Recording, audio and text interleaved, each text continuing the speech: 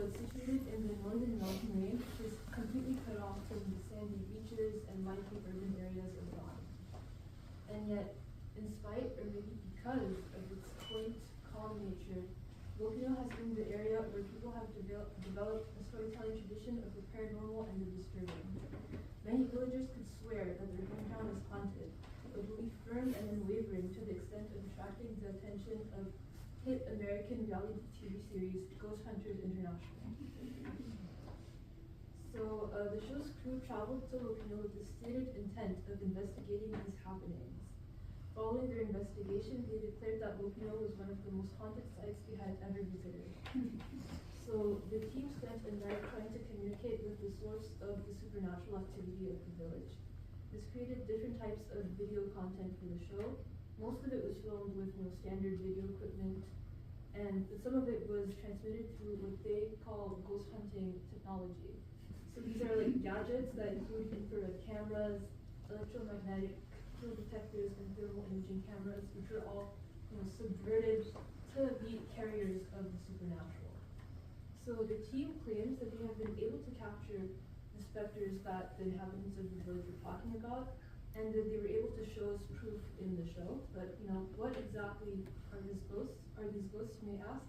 I decided to put them into three categories that are in the title of my paper. So Spectres, Soucouyants, and Song. So I'm going to explain the specters through the concept of luminality, which has been used a lot to explain the black condition by various scholars. So in my paper, I especially cited the work of Trinidadian-Canadian artist Annick Jordan, who wrote about luminality in her university thesis. So this idea of luminality, it relates to the state of in-betweenness, of being in flux, of undergoing a change in order to eventually reach a state of completion.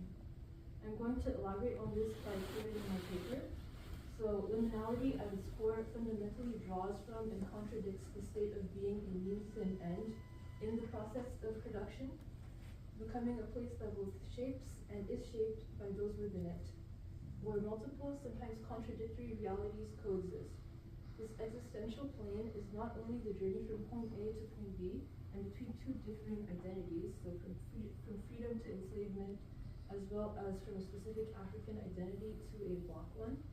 But it is also the destination in itself, a source of agency in spite of victimization that eschews binaries to allow for complexity.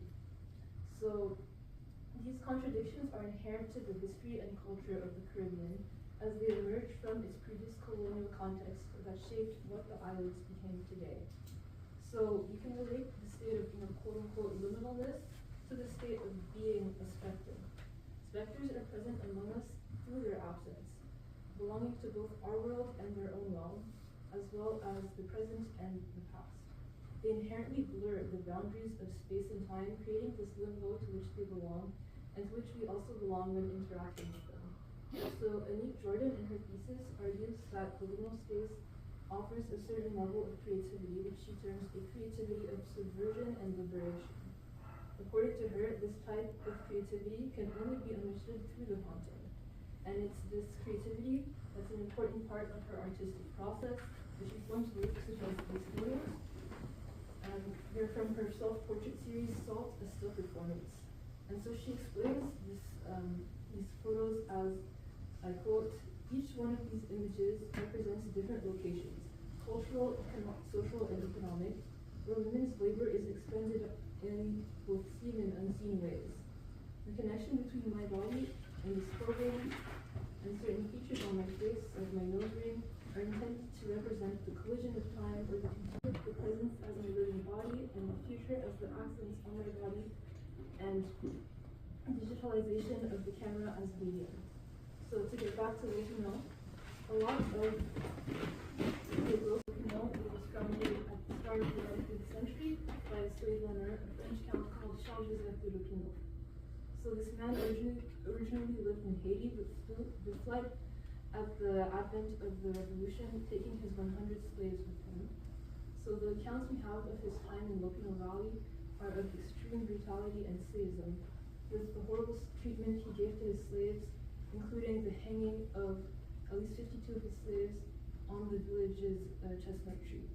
So this tree nowadays is said to bleed due to its red sap, while certain villagers also claim that they've had experiences interacting with the ghosts of the slaves and of Lochinot.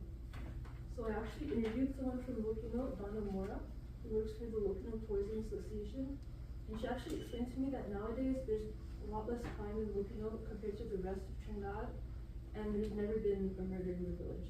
So part of this folk belief is that the spiritual presence of these slaves could be like a protective presence of the present day inhabitants.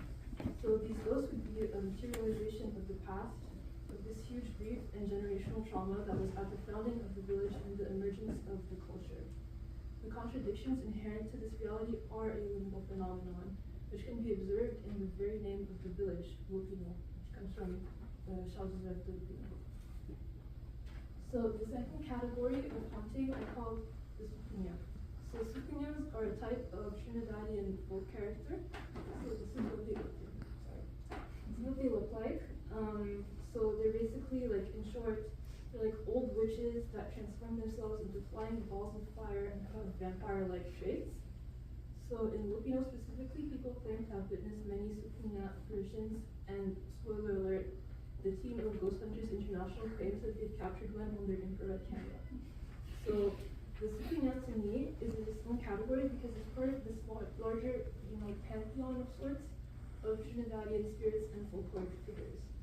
So these characters are key components of the rich oral storytelling tradition of the island that dates back to slavery and like the oral storytelling tradition of the griot in West Africa, as well as indigenous practices and European storytelling traditions as well. So these characters, so to add on to my previous point, the characters emerge from the liminal creativity resulting from the multiple coexisting realities of the different inhabitants of Trinidad. So while the Soucouyant can be tied to witch and vampire figures like Yoruba, from Yoruba and European mythologies, I've put here these two other characters as case studies in understanding these complex cultural interactions. So here we have Apavo, who is a woodland character who protects forests and animals. So research has linked his origins to indigenous spirits such as Yawahu of the Arawak people and Yaya of the Taino. He's also linked to French Basque mythology, which features Lord of the Woods figures, as well as the god Pan from Greek mythology. Then we have Mama Lo. So Mama Lo is a mermaid-like figure, and her origins have been linked to Yoruba religious figure Yamaya, as well as indigenous spirits such as the Hoarani of the Warao and Okolimo of the Kalinado. She can also be linked to Haitian voodoo spirit Erzidi Lantor. So this belief in this type of character is spread out throughout Trinidad. However, their apparitions are intensified in Lochinot, especially for Soucouyants. So this would be due to how much more haunted the village is in comparison to the rest of the island in theory. So when I interviewed Donna Mora, she told me that she had a theory for why that is. So going back to the days of the Count de Lochinot, his mistreatment of his slaves was so extreme that he was investigated by the government at the time. His slaves, in their pain and fear, may have reached out to the African spiritual world. Donna noted that the slaves were Haitian, so it is entirely possible that they practiced voodoo, and that the traces of their intensified practice are what is felt to this day by locals. So Haitian voodoo is a syncretic religion and incorporates elements of several African religions, indigenous spirituality, and Christianity. So I speculate in my paper that maybe believing in Trinidad-specific spirits as well as the specific spirits of Lochinot, if they are in fact there due to voodoo, could constitute a form of double syncretism, but that is devoid of actual worship. Since for most villagers, these interactions are not religious in nature, they do not pray to them, they simply experience them. And the villagers themselves tend to be like Roman Catholics, like, as their religion. So my final form of haunting is song. So Lochinot is known for its parang music, which is Christmas music that's sung in Spanish. So Trinidad is an Anglophone country, and most people don't really speak Spanish there, but the parang tradition is still highly important to many and a lucrative part of the village's sustainable economy. So the bases of parang were transported to Trinidad at the end of the 19th century when people from nearby Venezuela immigrated to the island and brought their Christmas customs with them. So these traditions were adopted by the Afro-Trinidadian population as they shared material conditions in proximity with these Venezuelan workers. And nowadays in Filipino, a lot of people have some Venezuelan ancestry, so it could be speculated that these songs in Spanish are a way of feeling a connection with those ancestors despite not understanding the words, where there's this understanding that comes in spite of this lack of understanding and this unity of the past and the present, which also can tie back to that concept of liminality. So, music in general is a very important part of it because before unveiling the results of their investigation, the team took a steel pen lesson for fun. And the steel pen is like the national instrument of Trinidad and Tobago, and in and of itself, it's like a subversion of oil barrels by the workers. So I made like an experimental short film in my intermediate class that features an original steel pan composition by Montreal-based artist Palm by Palm.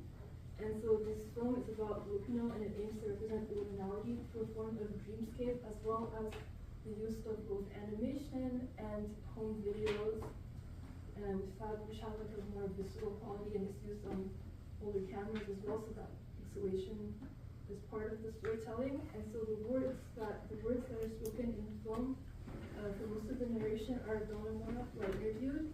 So I'm going to show you a trailer for that film. All around the village, you will hear stories all over. But there's something I want to know. Something different, something beautiful. The valley of Lupino, this valley surrounded by mountains. We have this fine estate that was built by the hands of the slaves.